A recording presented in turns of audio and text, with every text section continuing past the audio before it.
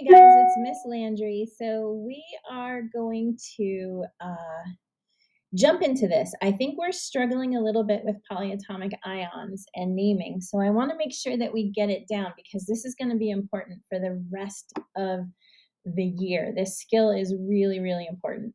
So let's start with just reviewing what we call binary compounds. Binary compounds are just two things together from the periodic table.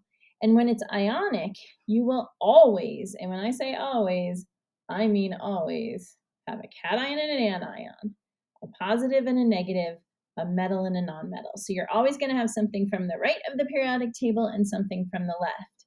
When you name it, the cation is always going to be first in the name, and then the anion, the ending is going to change to "ide." That's where we get things like fluoride and chloride. It's because it's in its ionic form. We're going to balance the charges because when they come together and bind together, the goal is that it's neutral. So let's try a couple. This is practice. This is review for a lot of you, but that's okay. There's 3 steps you need to follow. Step number 1, write the symbol. So sodium is Na. Sorry for the crazy handwriting. Chlorine is Cl. Step number 2, figure out the charges. I know from the periodic table, sodium is found in the first column, the first family, so therefore it's a +1. Chlorine is found in group 17, so it's a -1. Now notice that this is a 1-to-1 ratio, so I only need one of each, nice and simple. It's just NaCl. Those make it so easy when it's a 1-to-1 ratio. Let's try another one. Let's try this one, aluminum and oxygen. So step 1, write the symbol, Al, and oxygen is just O. Step number 2, figure out the charges. What is the charge of aluminum? It's in group 13, so it's a 3+. What is the charge of oxygen? Oxygen is in group 16, so it's a 2-. Now notice we don't have a 1-to-1 ratio on this one. So there's a couple different ways that you can balance. So I can look at this and say, okay, I have 3 positives here and I have 2 negatives here. Those are both multipliers of 6. So I know that I could multiply this by 2. So if I did Al2O3, but I'm going to show you an easier way.